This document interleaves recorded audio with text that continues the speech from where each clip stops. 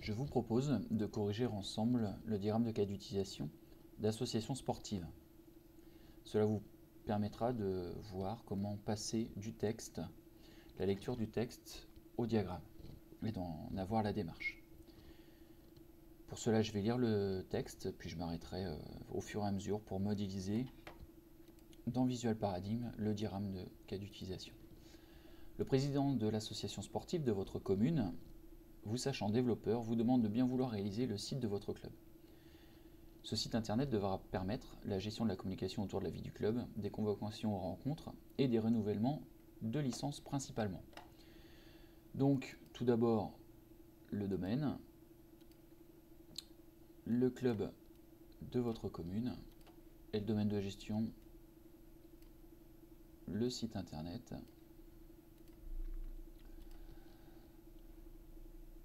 Et là, c'est plutôt facile puisqu'on vous donne carrément, on vous détaille toutes les gestions. Voilà pour le domaine et le champ d'étude. Le site a vocation à être utilisé par les internautes, donc un acteur, et les licenciés du club, a priori un second acteur. Ainsi, un adhérent du club viendra sur le site se créer un compte grâce à son numéro de licence, afin de passer du statut d'internaute à celui de licencié. Donc en gros, je suis licencié du club, je ne suis pas encore allé sur le site, d'où le terme d'adhérent, et je vais me rendre sur le site pour passer du statut d'internaute à celui de licencié grâce à la création de mon compte et la saisie du numéro de licence. Donc, pour résumer tout ça, un acteur, internaute particulier puisqu'il doit détenir une licence du club, se créer un compte. Donc ce sera bien le moyen pour l'internaute d'être référencé sur le site et d'être reconnu comme un licencié à part entière. En effet, le compte sera activé par la secrétaire si le numéro de licence indiqué dans la demande est connu dans les dossiers papier du secrétariat et correspond bien à l'état civil du licencié saisi par l'internaute. Donc, sur le site, je vais créer mon compte en renseignant le numéro de licence. La secrétaire, dans un second temps, récupérera ces informations, ira voir si effectivement dans son dossier, le licencié est bien référencé avec le bon numéro de licence, le bon état civil, et pourra ainsi donner suite au compte. Pour cela, la secrétaire a la possibilité de faire quoi? D'administrer les comptes. Les comptes dans l'application. Donc, secrétaire,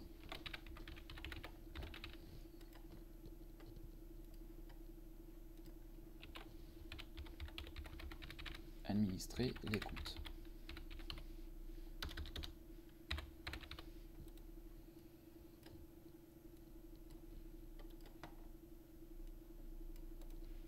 Ensuite, c'est au moment de cette création de compte que le système demandera au licencié de renseigner ses tailles de maillot, de haut de survêtement, de short et sa pointure. Bon, très bien, c'est du détail de l'histoire, du cas d'utilisation, se créer un compte.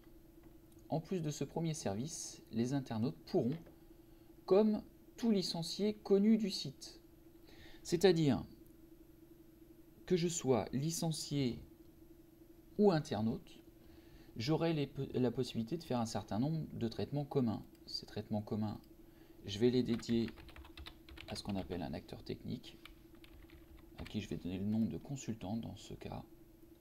Je peux faire apparaître d'emblée le licencié qui aura, en plus de ces traitements communs partagés avec l'internaute, un certain nombre de traitements qui lui sont spécifiques.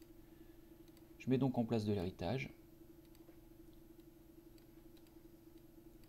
Voilà. Et je vais pouvoir ainsi détailler les éléments communs entre l'internaute et le licencié. Alors, qu'est-ce que sont ces éléments communs? C'est la consultation d'une actualité, la consultation des informations du compte et la consultation du calendrier et des résultats des équipes. Donc, 3 cas d'utilisation déjà.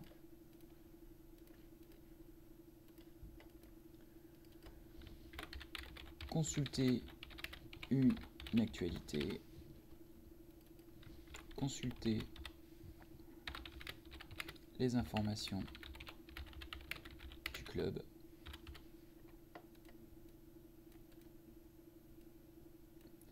et consulter le calendrier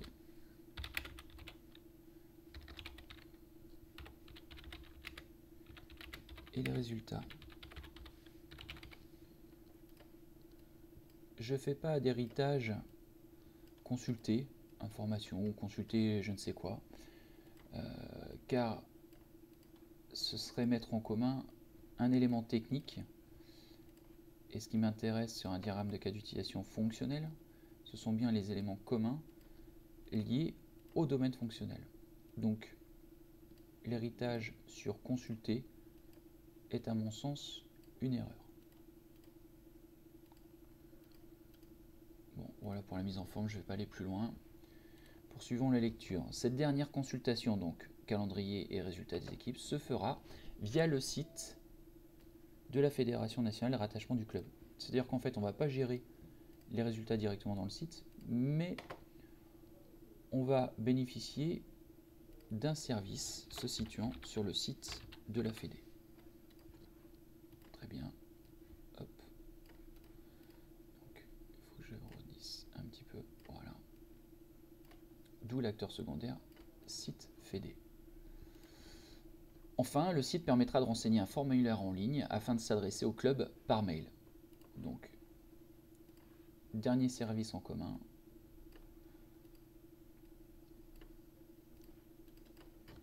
S'adresser au club.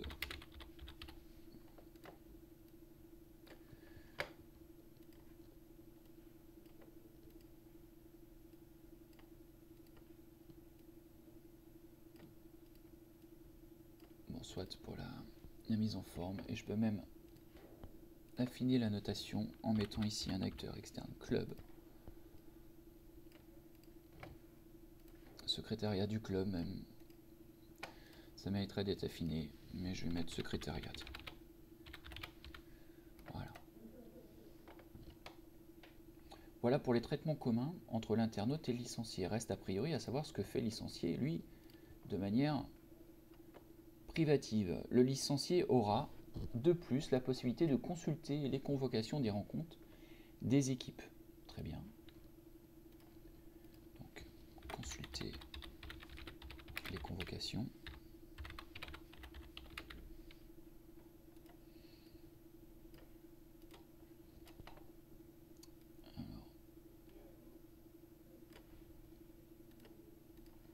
En effet, la convocation correspond à une équipe ou plusieurs équipes pour une heure, un jour et un lieu de rendez-vous. Un licencié peut être concerné par plusieurs convocations. Enfin, s'agissant des convocations, l'entraîneur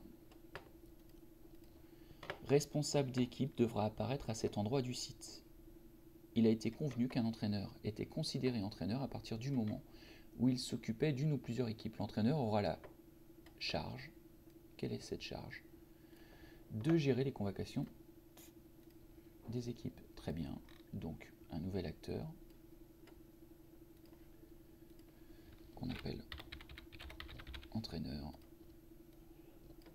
Un cas d'utilisation. Gérer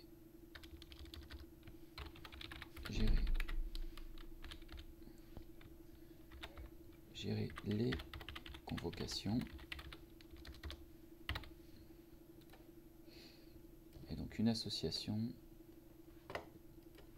entre l'entraîneur et ce cas d'utilisation. Ensuite, le licencié, au moment où, en dehors de la consultation des convocations, donc soit dans ce contexte, soit en dehors, devra avoir la possibilité de déclarer une éventuelle indisponibilité. Donc, nouveau cas d'utilisation, déclarer une indisponibilité. Voilà, il manque une association première. Et donc,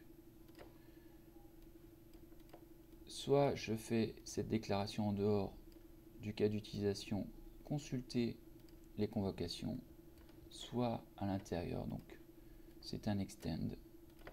L'extend, on va limiter sur la présentation, on enlève le point d'extension, voilà.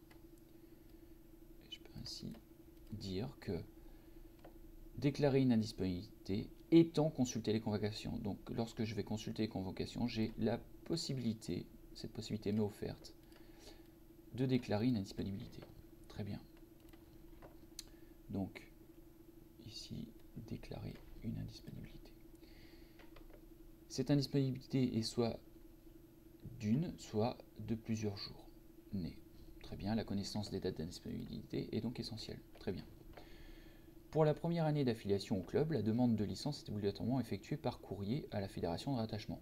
Bon, pas de traitement puisque c'est fait par courrier.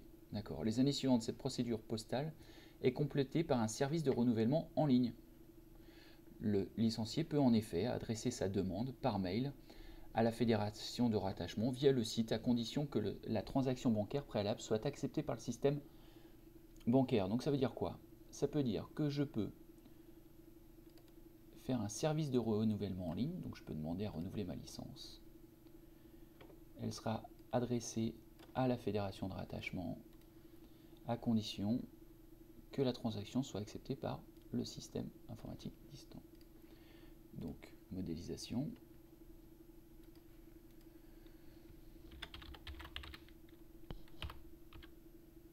Renouveler sa licence.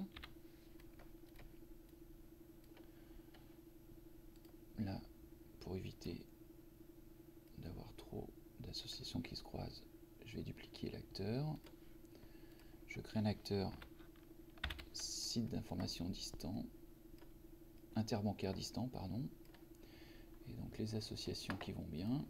Le licencié renouvelle sa licence,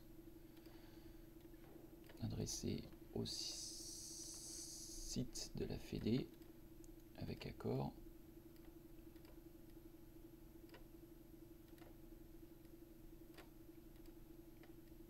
Validation de la transaction bancaire, voilà, ça, c'est pas ce que je voulais faire, voilà, ça c'est mieux. Voilà, très bien. Pour ça, ce service n'est pas offert aux primo-licenciés puisque le renouvellement est contraint par l'indication dans la demande du numéro de licence. Alors, on avait déjà renseigné tout à l'heure, indiqué que pour créer son compte, pour créer mon compte, je suis obligé de renseigner mon numéro de licence. C'est la même chose ici. Donc, je vais renseigner, saisir, ou renseigner, pardon, numéro de licence. Je vais mutualiser ce cas d'utilisation de niveau sous fonction. C'est vraiment un traitement de base.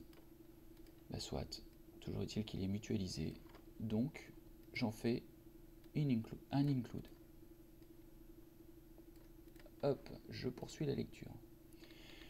Le licencié pourra aussi consulter les événements de la vie du club, créés au préalable par la secrétaire. Et bien en avant.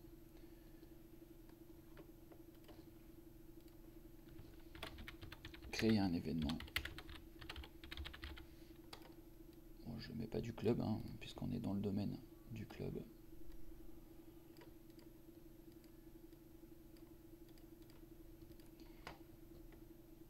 Et puisqu'il est créé maintenant, consulter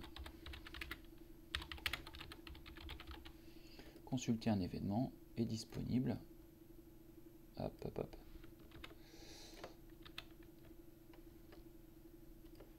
Pour le licencié.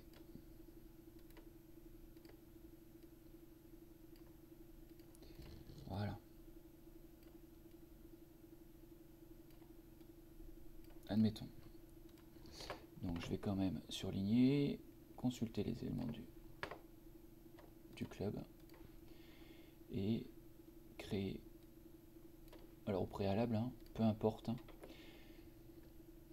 on ne met pas de chronologie entre les cas d'utilisation, on met juste les services en place dans le diagramme. Ces événements sont toutes les activités extrasportives organisées ou qui concernent le club. À chaque création d'un événement, tous les licenciés inscrits sur le site reçoivent un mail d'information. Très bien.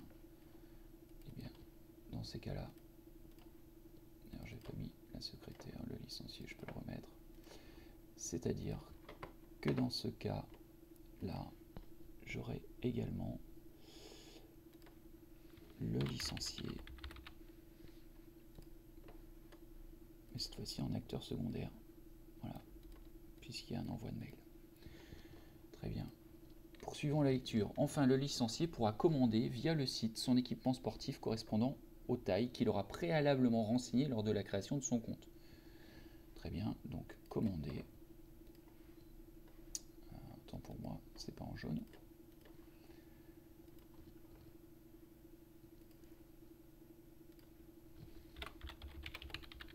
Commander un équipement.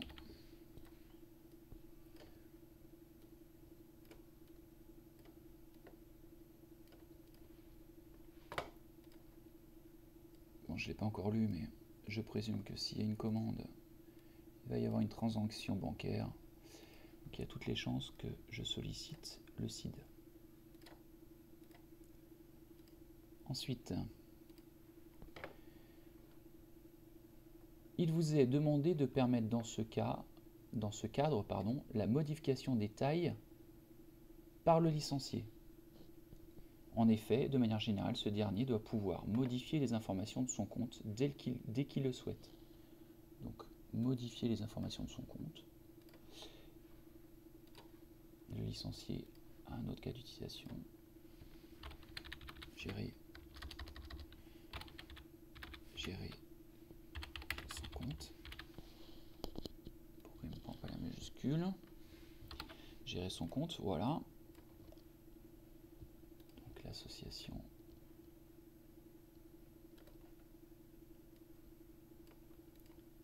qui dit que le licencié peut gérer son compte. Et lorsque je gère mon compte, lorsque je commande, pardon, je dois avoir la... Hop, c'est dans le sens inverse. Voilà.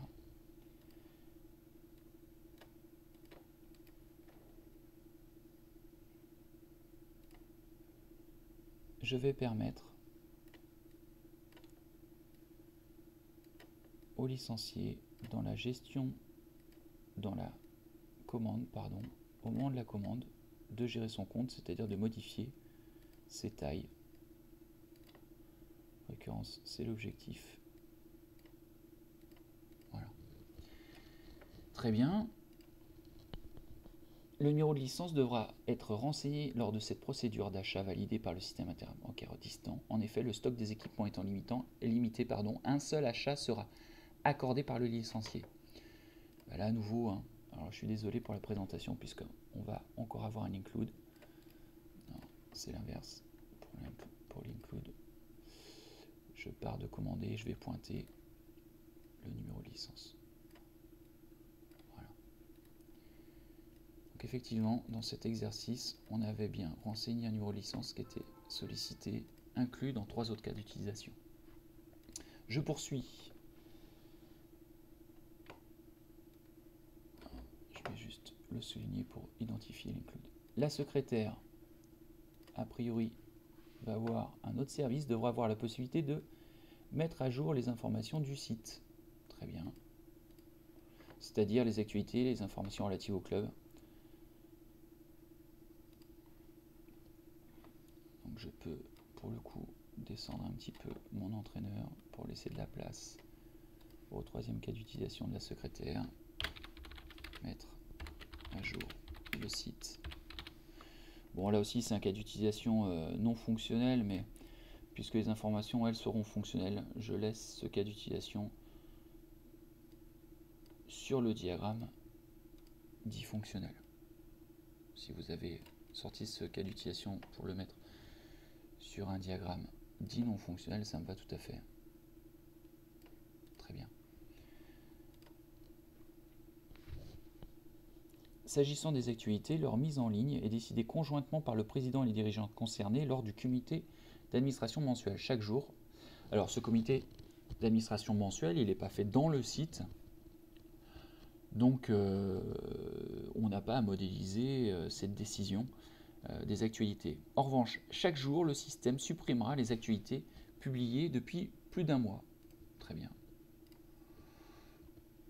Dans ces cas-là, un acteur temps,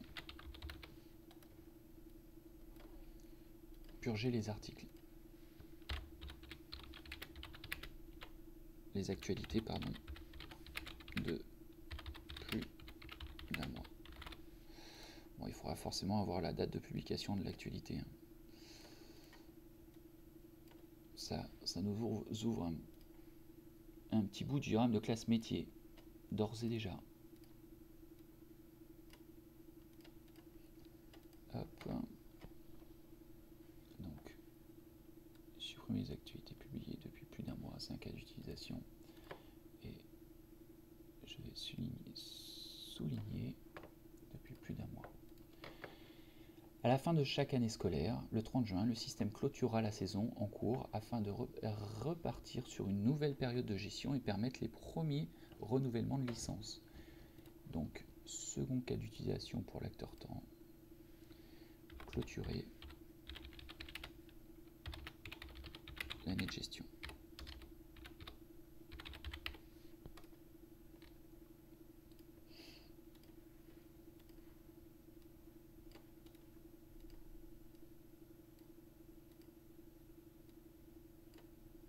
Donc deux traitements automatiques dédiés à l'acteur temps.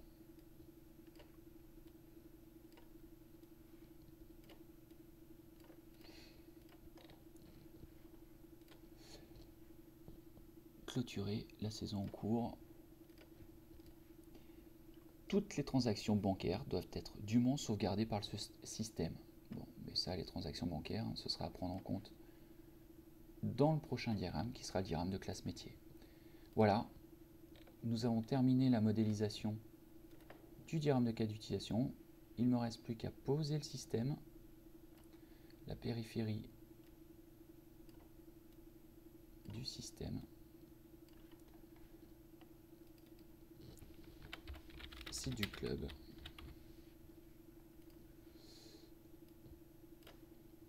et j'ai ainsi répondu à la première question de cet exercice qui était la réalisation du diagramme de cas d'utilisation de l'association sportive.